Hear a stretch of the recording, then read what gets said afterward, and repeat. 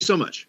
My name is Arthur Schaper. I am the field director for MassResistance. We are an international pro-family group that fights for natural marriage, life, and family. It is an honor to speak out again in favor of this resolution.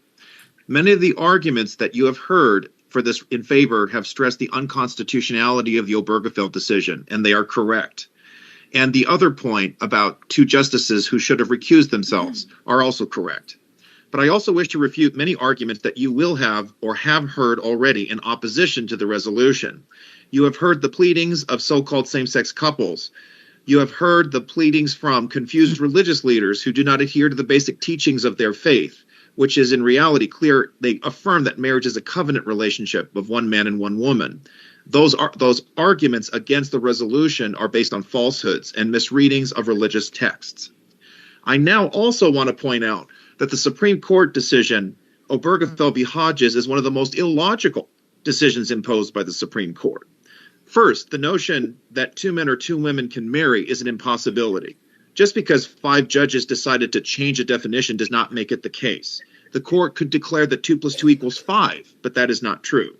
Second of all, homosexuals who want to play pretend will talk about the thousands of so-called rights that they may lose if they are not married. But 2 men cannot be married in the first place. However, any man can marry a woman. That is the option that is always available because they can sire and rear children in such a relationship. Third, social policy cannot be defined or determined merely by the emotional pleadings of others. We have to think about the best interest of all, not just the selfish desires of few. Now, I want to point out that the Supreme Court decision, Obergefell v. Hodges, is one of the most unjust decisions imposed by the United States Supreme Court. Redefining marriage to remove recognition of the distinctions of sex means that mothers and fathers become optional. The truth is that children need their mother and their father. It is wrong to fundamentally undermine an institution to make some adults happy while harming all children. From the Heritage Foundation report, No Differences, No More, to recent studies conducted by Dr. Paul Sullins, it is clear that children suffer multiple deficits when raised by same-sex couples as opposed to natural couples. Following Obergefell, we now see an industry that treats children as commodities that can be created, supposedly created, like dolls and trafficked to selfish adults who want to play parent. We see 2 men or 2 women who want to affirm themselves while ignoring the needs of children. Following Obergefell, we have seen an increase in confused men who now think they are women, invading women's sports, spaces, and their very identity. This is no surprise following the Obergefell decision, because if sex does not matter when it comes to the proper definition of marriage, why would it matter anywhere else? Yet today, most Americans recognize that it is unjust to erase women as well as to erase motherhood. It is also unjust to trap people further in the lie that they are born that way, which has happened because of the false redefinition of marriage. There is no gay gene. There is no evidence that people are born in the wrong body. It is a crime against nature to teach anyone that they are born homosexual or transgender. These patterns of behavior are inherently harmful to individuals, and they should not be granted a privileged status in marriage.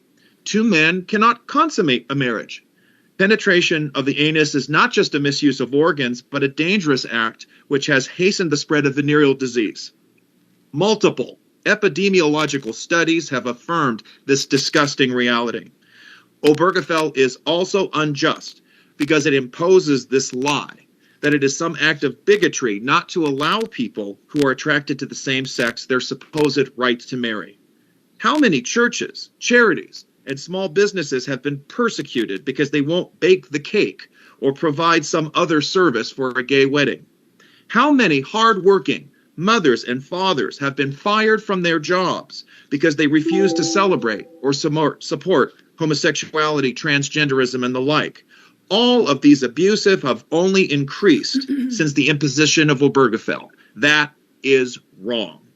Much like the Korematsu decision, which upheld the unjust internment of Japanese Americans, or Plessy versus Ferguson, which upheld segregation against people of color. The decision Obergefell v. Hodges has undermined individual liberties, harmed our cultural natural cohesion, and targeted vulnerable groups in the United States. And the most vulnerable population is the children, followed by mothers and fathers in our communities. Martin Luther King Jr. declared, "The arc of history is long, but it bends towards justice. And it is time to restore justice for children, for parents, for communities, for faith, family, and freedom." And for the record, I must remind this audience that Martin Luther King Jr. recognized that homosexuality was not a lifestyle to celebrate, and certainly not within a redefinition of marriage, but it was a mental health problem born out of abuse, dysfunction, or neglect that needed treatment. It is unjust to fundamentally undermine a necessary institution for the rearing of children, the cohesion of society, and the well-being of public health. It is unjust to persecute people, whether of faith or common sense, who don't want to recognize the lie of so-called same-sex marriages. It is unjust to ignore and flout the laws of nature, which clearly indicate that it takes a male and female to procreate, and that no individual is born with self-harming tendencies like homosexuality or transgenderism. Committee, you have the opportunity not only to stand for what is right, but for what is just. Please support this resolution. Thank you. Thank you.